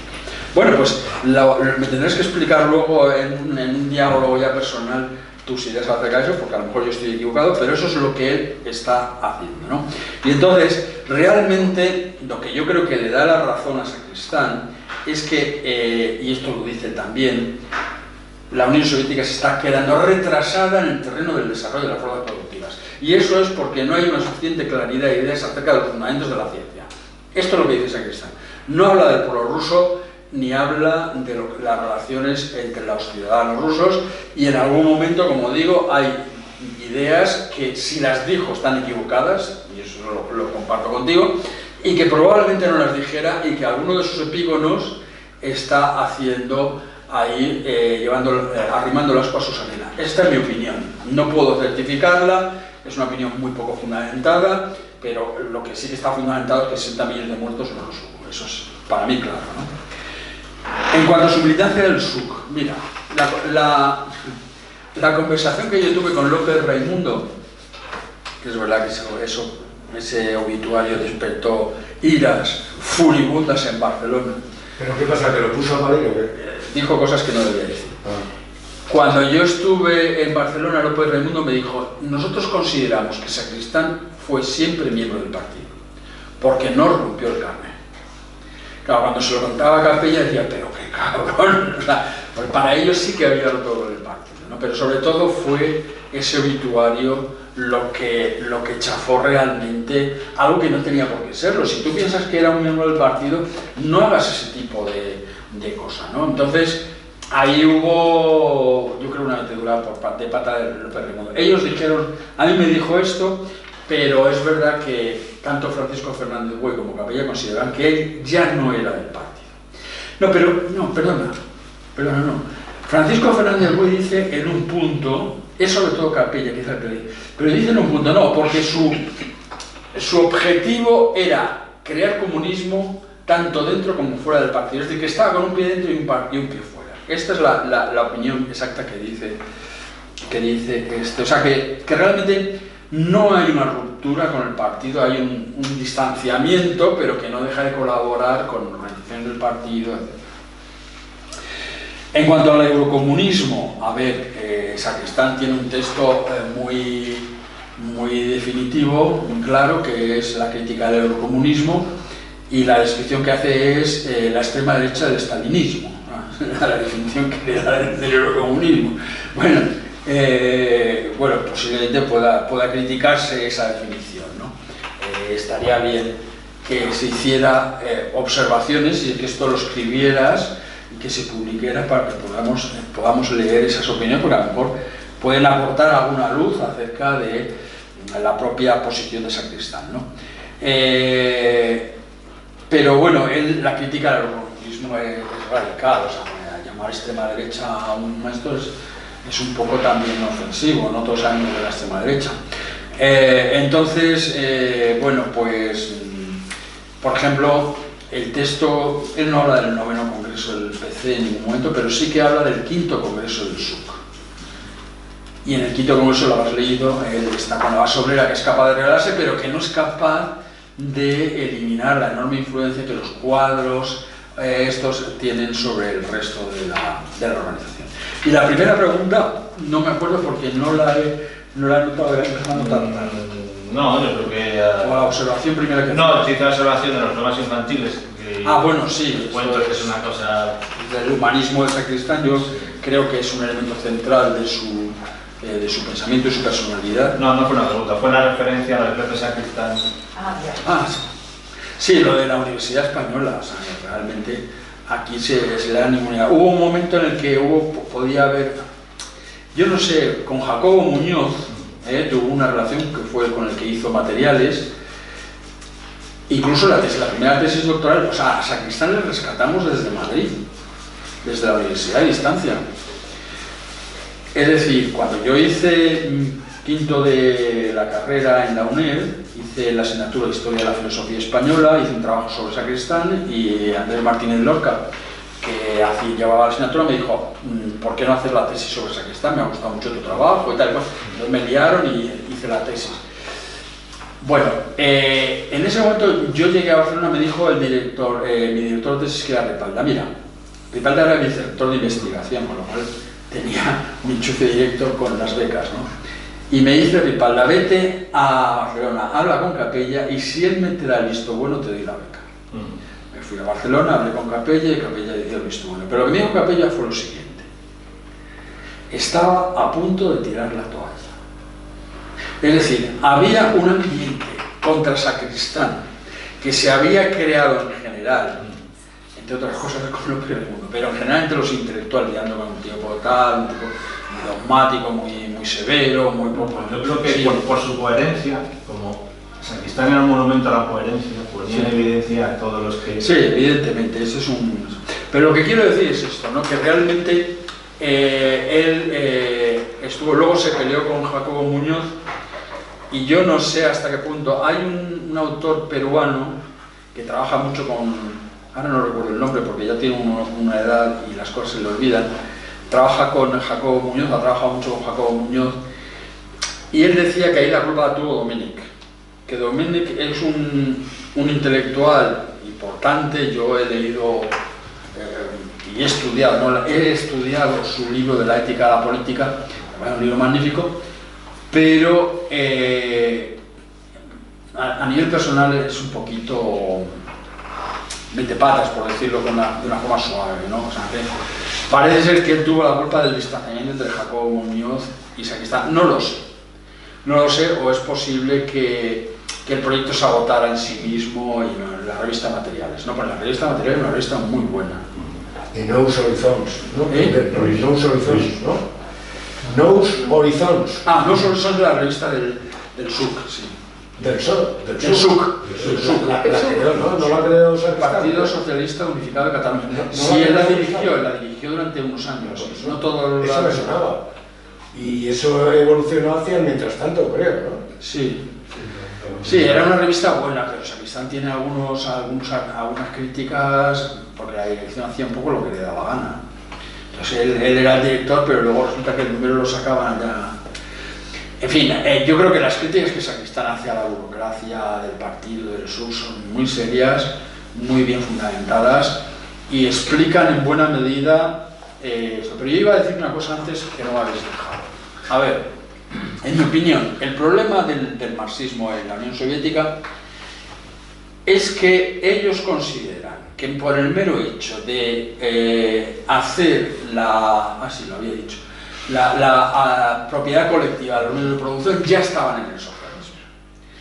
Entonces, desde el punto de vista de Sacristán y desde el punto de vista, por ejemplo, de un Gramsci, los fenómenos culturales son mucho más importantes y mucho más decisivos que esa supuesta nacionalización, que puede ser la abolición revolucionaria y negativa, como decía Ernst Haeckel, de la propiedad privada, pero eso no es nada más que un principio, todavía queda mucho por realizar, ¿no? En este sentido, como Sacristán era muy kantiano, en que es ilustración de Kant se dice, no, la revolución es muy importante, pero es muy importante para remover los obstáculos que se oponen al progreso. A partir de la revolución hay que progresar, hay mucho trabajo que hacer por delante, ¿no? Yo también desconozco la Unión Soviética, yo he estado en Rusia ya después un par de veces, conozco a la gente del Partido Comunista de la Federación Rusa y yo he hablado con ellos en inglés, con lo cual a lo mejor me he perdido mucho, y les he preguntado, bueno, ¿y qué pasó con la Unión Soviética? Y la única contestación que me dio el compañero, que parecía llevar un poco las cuestiones intelectuales o científicas o ideológicas más bien, no, es que hubo errores y hubo traiciones. O sea, eso no es una explicación marxista, o sea, no me cabe duda de que las hubo, pero necesitamos una explicación marxista basada en el desarrollo de las fuerzas productivas, en relaciones de producción, fundamentalmente en estos dos conceptos, y luego en la perspectiva del socialismo y cómo se construye el socialismo. Y entonces la compañera que era la encargada de relaciones internacionales, Tatiana Desiatova, me dice, bueno, el Partido Comunista de la Unión Soviética le debe una explicación a los compañeros, a los comunistas de camaradas internacionales, de por qué se hundió la Unión Soviética. Vamos a hacerlo. Todavía estoy esperando. Sí. El libro de Rafael Poch, te lo explica bien también. Sí, es muy bueno. Poch, a mí como analista internacional me parece muy bueno. A veces parece que hace concesiones y tal, pero en general... Yo quiero... Sí, pero un momento. Son las 9 menos 10, a las 9 tenemos que finalizar, porque tenemos que... Entonces, ¿qué ha pedido? Entonces, los que queréis intervenir, os pido que seáis muy breves. Vale, podemos hacer las dos intervenciones y... hacer, digamos, las preguntas. Tener en cuenta que en 10 minutos tenemos que cerrar. Y luego también nos haces el anuncio. Pero que nos hemos comido, es decir, llevamos prácticamente también casi una hora de preguntas. Entonces, por favor, ya sé que os queda poco tiempo, soy breve. La mía es muy puntual. Yo luego la bibliografía, en 1990 mencionas crítica del estalinismo, intervención en el debate sobre el movimiento de Saavedra, está publicado mientras tanto, número 40, y la verdad que son 111 páginas. Yo recuerdo haber leído algo sobre el tema en Torquillas en hoja. Yo no sé si corresponde a esto que se publicó mientras tanto. ¿Cuál? La crítica de esta transcripción de se había grabado en cinta y a veces había interrupciones, eso sí me acuerdo, ¿no? ¿No hay más sobre este tema que se sepa? ¿O ha quedado, todavía no se ha publicado? ¿Es posible que haya aparecido algo? Crítica del estalinismo. Sí, a ver,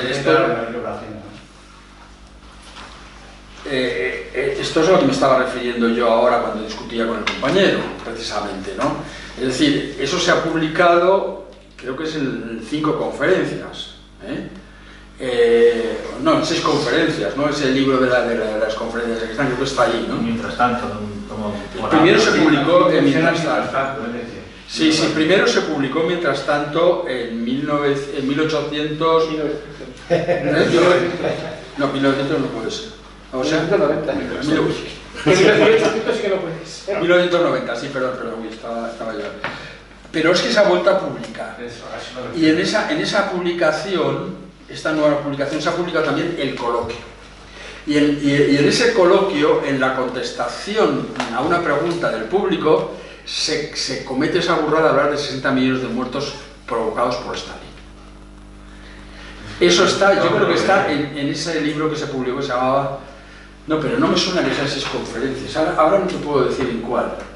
Vamos, yo lo tengo incluso en un archivo, o sea, del ordenador. Y ya te digo, se lo comenté a Salvador, digo, esto no puede ser, aquí esto está mal documentado, y me dice Salvador, sí, tienes razón, no, claro, bueno, es un criterio. Oye, esto no lo voy a publicar. Yo es que estoy preparando una publicación de texto de Sacristán y uno de ellos va a ser este. Y entonces le digo, no voy a publicar este coloquio porque lo que dice aquí no me parece correcto, no me parece bien documentado. Me dice, es un buen criterio. Es lo único que tengo.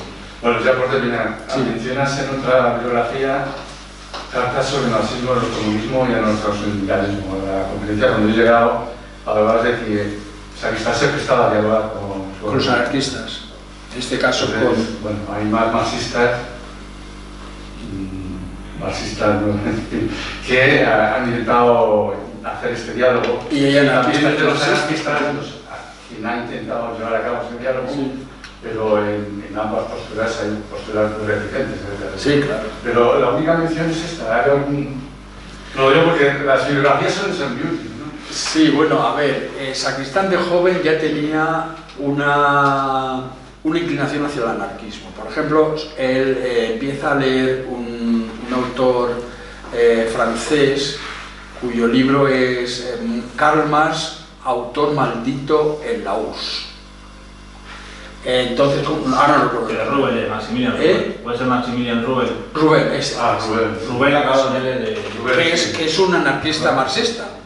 Bueno, pues así lo entiende Sacristán, ¿no? Entonces, o sea que él, de hecho, antes de entrar en el partido, está también en debate con el anarquismo.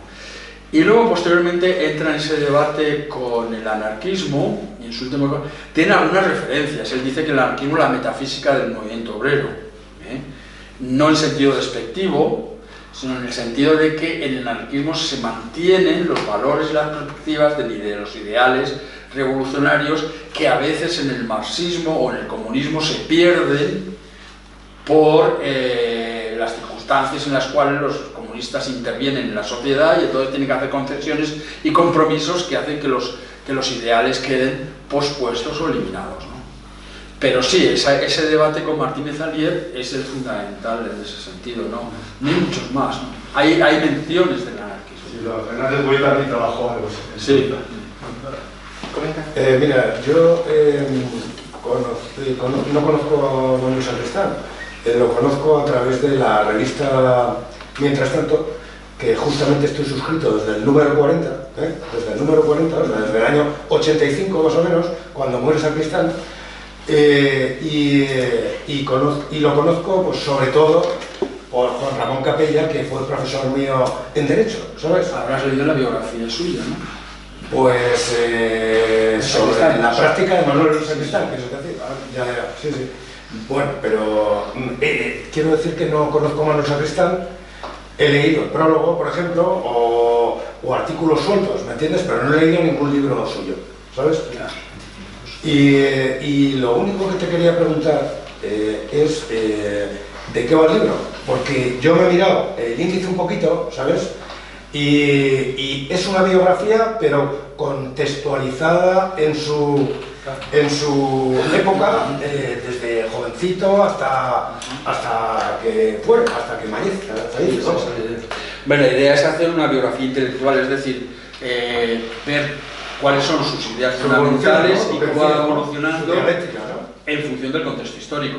Porque él se hace marxista y comunista y entra en el Partido Comunista porque ha habido una victoria en la Guerra Mundial y hay un progreso y un desarrollo de las fuerzas obreras y comunistas en Europa, por ejemplo, sobre todo pues, en Italia, en Francia y tal, y porque además está el 20 Congreso y las perspectivas que he intentado explicar de recuperar la democratización del movimiento obrero, los principios democráticos de la democracia directa, etc.